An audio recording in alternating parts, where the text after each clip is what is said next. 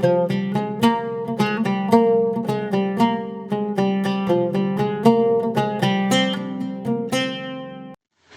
everybody, this is Brett for another episode of TopoRanger in studio. Got my green screen back here. This is the big arch here, the monster arch, Conewago Falls right behind me. And today we're going to talk about ancient aliens. Mainly, I just want to give you my take on it because it's been a really popular show for a long time. I've enjoyed it.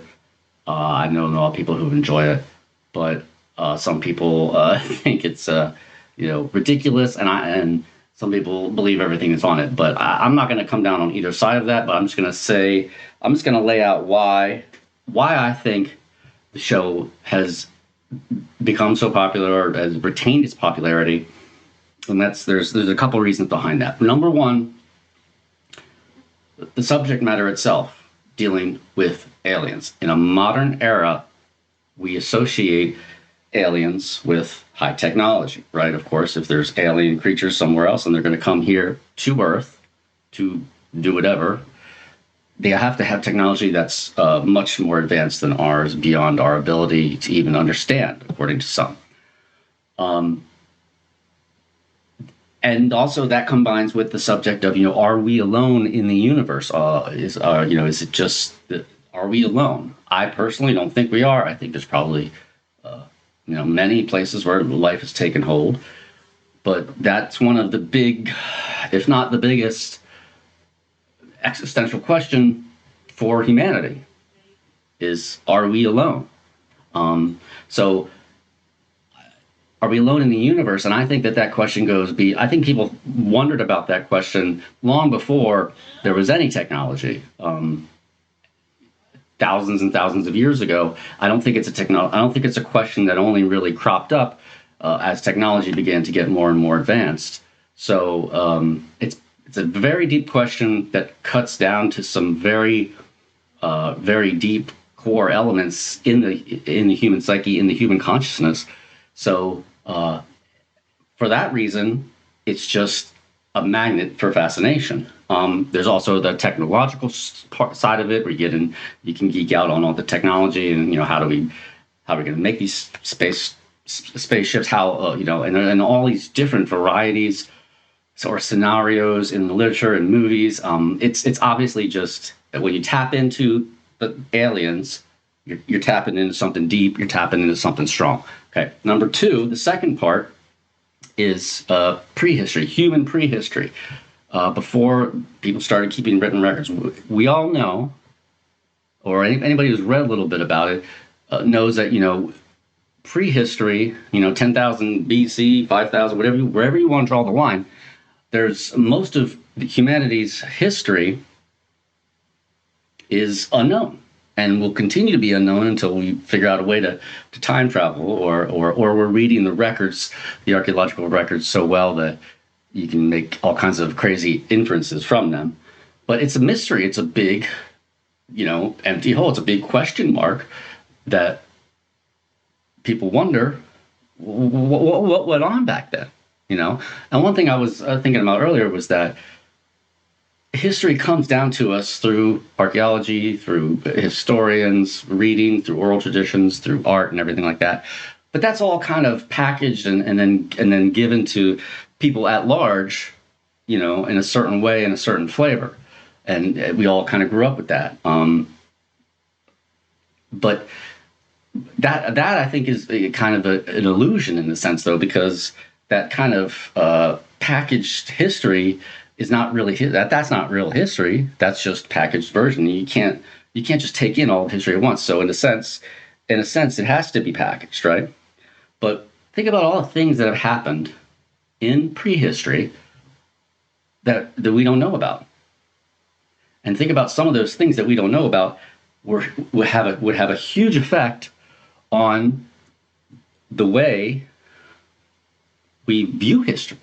And there's got to be a lot of those situations. So there's so much we don't know, and there's a lot of mystery, and there's a lot of what ifs, and there's a lot of the way things used to be. Some people think of postulate these golden ages, and I mean, he goes on and on and on. But it's another one of these very deep fascinations. I mean, in this case, it's not aliens. It's it's something that actually did happen. We know for a fact that there is all this ancient human history that nobody knows about. It's just sitting out there, right? The aliens are a little bit more speculative. But so you have these two.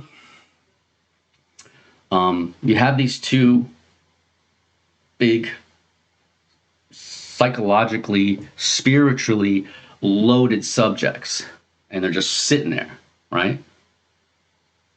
And in and of themselves, each one is an entire universe. Prehistory, ancient history, and aliens. Possibility for aliens, right? And the reason, and it's very simple, the reason that Ancient Aliens is so popular on a psychological level is because it takes these two worlds and brings them together and fuses them into a new world, which is like it's like a synthesis, right? This one, a new synthesis, and in doing that, it's kind of almost like it's almost like a reaction. It just it gives off all this new energy because of the difference and the separation between the two, in people's minds. But you bring these two things that are thought of as being pretty opposite, and you bring them together. What happens? So there is that polarity that creates a lot of that energy, and then there's also other parts of it that do relate. I mean, the human aspect is the main aspect for us in both those equations. So it's not all polarity based upon opposites. It's also other deeper, spiritual, I don't know what you would call it, synergies or whatever like that are going on that are creating this intense fascination with the subject. And I think that's why the show can go so over the top so many times, but people keep watching it. Now, some people might say, oh, well, that's just, stupid people watch that show. That's not true. I mean, I don't consider myself to be stupid, but, you can watch that show with varying levels of filter on. You know what I mean? You can watch it as entertainment. You can watch it for its historical aspects. You can watch it just, to see Giorgio's hair or whatever. But the reason I think the main reason it is so popular is for those psychological reasons mainly, and also, and I think this is also a big point. The basic premise of the show, is that deep in our prehistory or in ancient history or prehistory, the Earth was visited by aliens which obviously had superior technology, and the people back then, the less developed, less sophisticated humans back then didn't know what to make of it, and they just kind of was woven into the fabric of their mythology and their legends and all that. It was interpreted in different ways, and giving rise to these different, the angel ships, the Brahmanas, whatever, all these different things.